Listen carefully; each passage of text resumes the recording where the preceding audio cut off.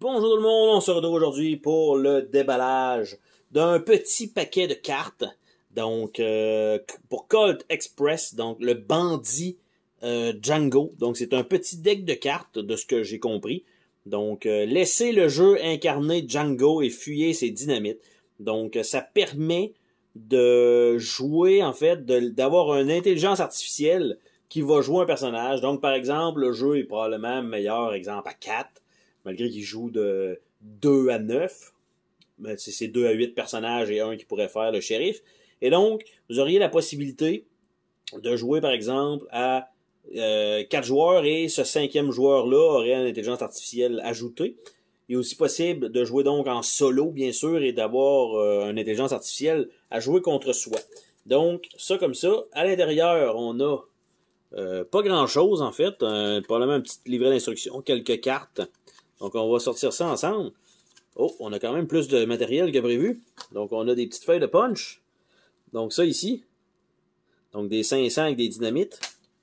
Et là, en faisant ça, tout a explosé. Donc, les petits punch sont très bien faits. C'est ça que ça veut dire. Donc, bref, ils sont tous là. Voilà. Et de l'autre côté, les 500, c'est des 500 aussi. Et on a ça. On a le petit feuillet d'instruction, la mise en place. Comme habituellement en plaçant les cartes à droite du premier joueur, tout ça. Donc, début de manche, les actions, qu'est-ce qu'il va faire, sa réaction, les balles reçues par Django.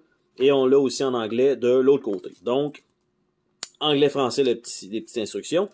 Les cartes elles-mêmes, donc, ont maintenant le logo et tout simplement de l'autre côté. Donc, on a un fusil, 2 fusils, on a 2 dynamites, une dynamite sensiblement, grimper, se déplacer et un punch. Donc, il n'y a pas de diligence dans ce paquet-là qui peut être... Peut-être qu'on l'ajoute advenant le cas, mais je pense que ça, c'était sorti avant que les extensions commencent à sortir. Je vais juste regarder rapidement dans les instructions. Si on a ça, peut-être, pour le mixer avec le reste, les expulsions, fin de partie, pas du tout. Donc, normalement, si on le jouait en tant qu'intelligence artificielle, ce sera uniquement avec les règles de base et non pas avec, dans le fond, en fait, il pourrait, c'est juste que au lieu, par exemple, de sauter sa diligence ou sauter dans un autre train ou quelque chose comme ça, il va juste rester toujours sur le même train. Donc, ça peut peut-être être contre-intuitif, éventuellement avec la dernière expansion qui contient un 2e train à côté.